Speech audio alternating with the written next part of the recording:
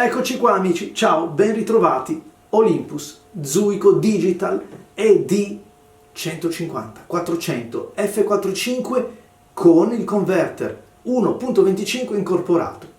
Una vera rarità, un obiettivo che è un capolavoro, direi quasi leggendario da un certo punto di vista, perché comunque non solo è raro, ma è altamente performante, un po' come quegli obiettivi che è un piacere incontrare sia per la sua costruzione, appartiene alla serie Pro, che per la qualità ottica, che è soprattutto quella che ci interessa. E allora cominciamo subito a dire grazie a RCE Foto Livorno, a Luca e a Gabriele, che mi hanno consentito di provare questo obiettivo, di montarlo niente proprio di meno che su una Olympus OM1, di cui vi ho già fatto una recensione, e poterlo spupazzare un pochettino in lungo e in largo per capire dove, come e quanto. Non solo per capire quanto sia performante, quanto sia piacevole l'utilizzo di questo obiettivo, ma anche per comprendere un pochettino il punto d'incontro fra un 150-400, cioè un super telezoom così luminoso, rispetto a quelli dedicati al pieno formato. Dov'è un po' il punto di incrocio, dove sono i vantaggi dell'uno e dove nell'altro. Ve lo voglio presentare così, come avete visto, incappucciato, già perché questo è comodissimo su molti obiettivi, a strap, si tira via. Il paraluce in solido metallo, con questo comodo pomello, eccolo qua, si sfila, questo è in metallo ma pesa davvero poco, e lo andiamo a calzare e poi a stringere, eccolo qua, sull'obiettivo. Così si presenta il nostro amico. Un obiettivo 150-400 che però, come vedete, non varia la sua lunghezza al variare della lunghezza focale, cioè tutto il movimento delle lenti avviene in maniera interna, un vantaggio non da poco. E tra l'altro, insomma, stiamo parlando di un obiettivo a luminosità costante 4-5, quindi tanto di cappello. E poi la prelibatezza, che poi vi farò vedere ancora meglio quando lo esamineremo nel dettaglio. Questo selettore è quello che consente di inserire nello schema ottico, quindi nel gruppo delle lenti, una lente aggiuntiva che amplifica l'immagine di 1,25, molto utile, porta la luminosità a 5,6, ma porta anche la lunghezza focale a 1000. Nel full frame sarebbe l'equivalente di un 300-800, con l'1,25 diventa un 1000, però per gli incontentabili sappiate che si può persino moltiplicare e quindi diventa praticamente un 1600 di lunghezza focale. Vi basta? Ma io direi proprio di sì. Adesso vediamolo nel dettaglio. È un obiettivo dedicato al formato 4 terzi, quindi non copre altri formati. Ci sono 28 elementi in 18 gruppi, non sono pochi. La distanza minima di messa a fuoco però è di 1,30 m. Questo è notevole, ma ancora più notevole è il rapporto di riproduzione, 0,35x, il che significa che può rendere, cioè riempire il fotogramma anche con oggetti abbastanza piccoli, e lo vedrete nelle immagini. Poi l'autofocus, cioè la messa a fuoco, avviene per lo stepper motor, che è una tecnologia che va molto bene per certe cose, forse un pochettino meno bene per altre. Ma il dato saliente, cari amici, 1845 grammi, cioè nemmeno 2 kg. Eppure, a dispetto di tutto ciò, c'è una solidità strutturale, una qualità nei materiali, nei comandi, nell'accoppiamento delle varie sezioni dell'obiettivo, e poi, venendo alle immagini che vedremo fra poco, una resa cromatica, un contrasto di tutto rilievo. Certo, si fa pagare perché il prezzo non è propriamente popolare, ma vale tutti i soldi che costa se mettiamo insieme gli aspetti. Un'apertura costante, una stabilizzazione che funziona davvero bene, generosa la ghiera per la messa a fuoco. C'è un unico neo che mi sento di segnalare, che però, pensate un po', non dipende da questo obiettivo. Secondo me, ed è un'opinione personale, manca ancora un po' di sviluppo nelle fotocamere Olympus, ovvero questo obiettivo potrebbe essere spremuto ancora meglio, e il collo di bottiglia lo vedo anche nella OM1, che è il top di gamma e che ho provato recentemente proprio in combinazione con questo obiettivo. Vi invito a vedere il video. Sembra che sia quella un po' col fiato corto quando lo mettiamo alla prova con obiettivi straordinari come questi. Del resto, i diretti competitors di un obiettivo come questo sono il 180-400 Nikkor e il 200-400 f4 Canon. Perché? Perché entrambi luminosità costante, ma soprattutto il converter in camera. E quindi non lamentatevi che l'Olympus costa tanto. Non pesa niente. Sfido qualcuno di voi a trovarmi un obiettivo così performante che stia in questi ingombri e in questo peso. Ecco la qualità del sistema OM System, quello dei 4/3, quello di Olympus. Attacco della staffa, una staffa predisposta per l'attacco arca. Meno male, che bello, perché così non abbiamo piastre che si inframmezzano, che si frappongono fra la testa del cavalletto e l'attacco. Un attacco, come vedete, ben fornito di fori, di filettature per accomodare meglio qualsiasi tipo di testa. E poi una ghiera molto ampia, molto comoda per la zoomata, facile da impugnare proprio dove ci aspettiamo di trovarla. C'è anche un manual focus. Il manual focus, che è questa ghiera grande in fondo, però bisogna fare i conti con il fatto che non è un obiettivo come molti ne esistono, ma c'è questo stepper motor, per cui bisogna in un certo senso attivarla. Non è sempre attiva, possiamo muoverla, ma il fuoco non cambia. Come sugli obiettivi più performanti troviamo 4 bottoni che sono quelli che possono essere usati per bloccare il fuoco, per richiamare una certa distanza. Questo è il magico selettore per portare l'incremento di 1,25 sulla lunghezza focale di questo obiettivo, che da 4,5 passerà a 5,6, poco male, quasi niente. È vero, non è molto in termini di perdita di luminosità, ma c'è un bel guadagno, perché l'effetto leva è importante, sulla lunghezza focale. Dall'altra parte troviamo tutti i selettori, eccoli qua, ce ne sono tanti, un po' per tutti i gusti, possiamo vederli molto semplicemente. Il primo è il limiter, quello che assiste l'autofocus nella ricerca del suo target, o per l'intera corsa, oppure possiamo dividerlo, è splittato a 6 metri, da 1,3 a 6 e da 6 ad infinito, e qui c'è tutta la corsa. E poi i classici switch, che sono autofocus, manual focus, la stabilizzazione da inserire o disinserire, e poi abbiamo anche questi che servono invece, questo qua è per il segnale acustico, questo che serve per l'appunto per tarare, per customizzare la distanza. Sapete quanto sia importante ogni qualvolta, ad esempio, siamo appostati in prossimità di un posatoio o di un nido.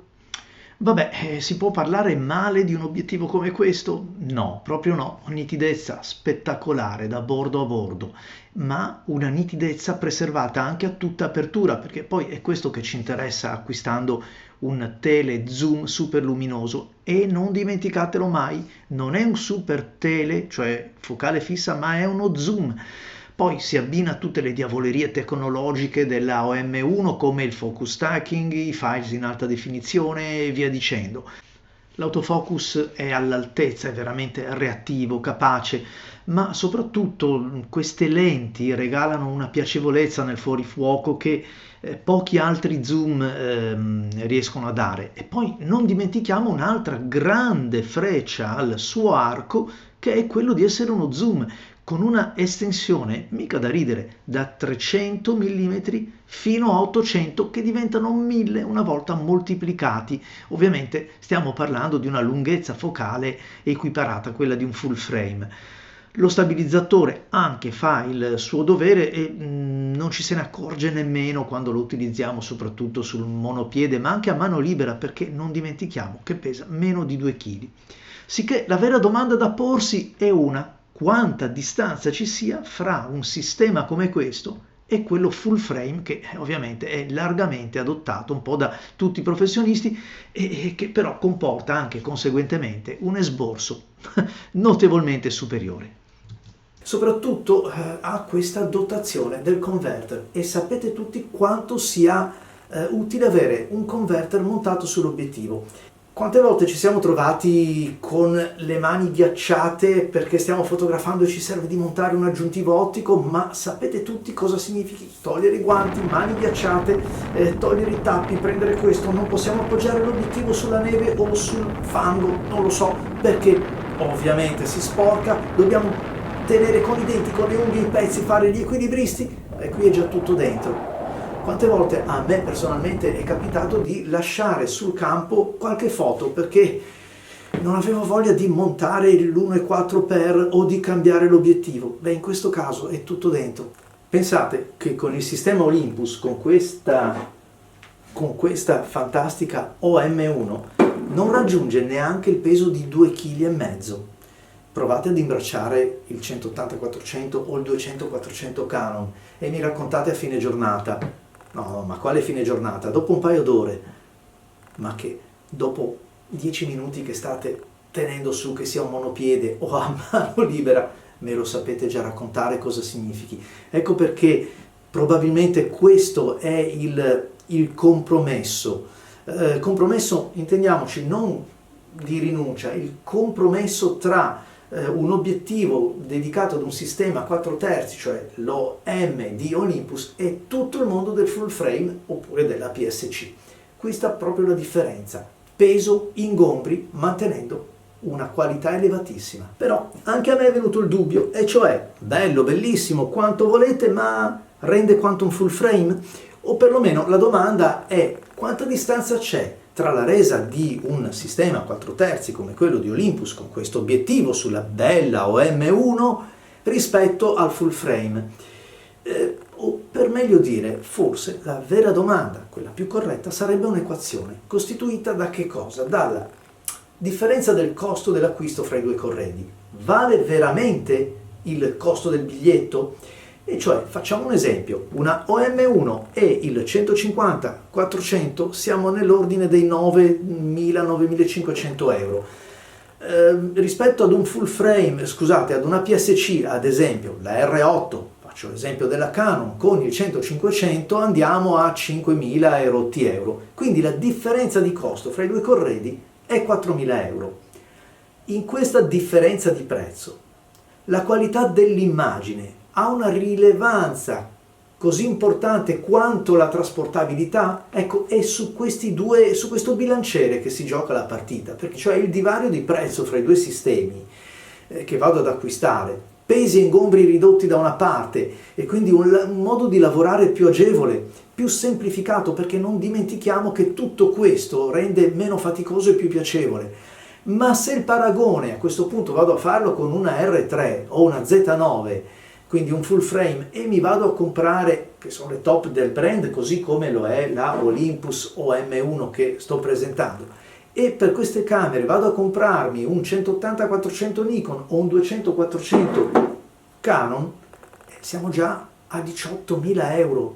No, anzi, scusate, siamo a 23.000 euro, perché nei 18.000 euro dobbiamo aggiungere almeno 5.000 euro di fisioterapia per le nostre vertebre, per le nostre cervicali. Già, perché i chili aumentano e non sono convinto che la qualità aumenti di pari passo.